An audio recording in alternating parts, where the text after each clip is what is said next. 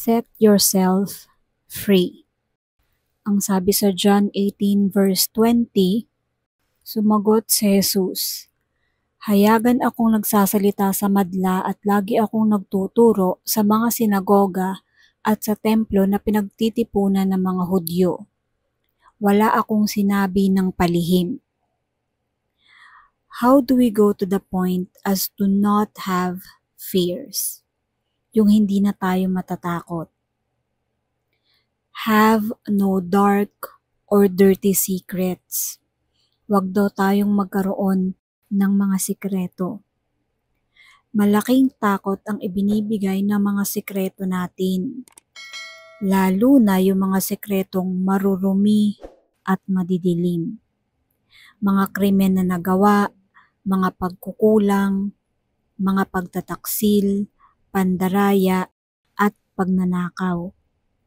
You create even your own shadows. At ang mga taong may mga malalaki at maruruming lihim ay maraming takot sa buhay. Mas maraming sekreto ang tao, mas maraming dapat itago at ikatakot na mabunyag. So don't be blackmailable. Ang nabablackmail lang naman ay yung mayroong malaking lihim na sa takot niyang mabunyag ay babayaran niya ng anuman, susuhulan, tatakpan ang bibig ng sino mang gustong magbunyag sa kanya. Blackmail draws strength from people's secrets and fears of being found out kahit pa yan ay political, social, o kaya naman ay emotional blackmail. Lalabas at lalabas ang totoo. Mabubunyag at mabubunyag ang katotohanan. So no fear means no deception. Gusto mong mabuhay ng malaya sa takot? Huwag kang mandaya. Huwag kang magnakaw. Huwag kang mangumit. Huwag kang manlinlang. Dapat totoo ka. Hindi ka peke.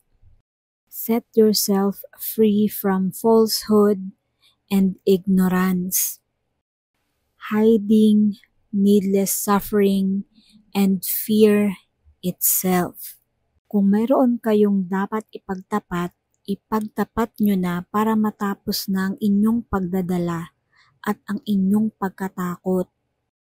You will have momentary discomforts kapag kayo ay nagtapat na. Magkakaroon din kayo ng kahihiyan.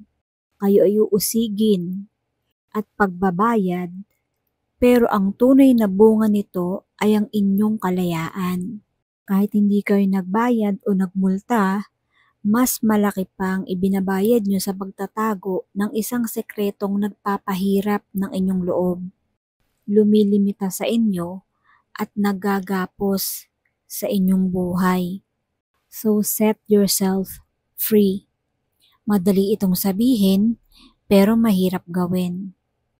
Pero meron kayong magagawa.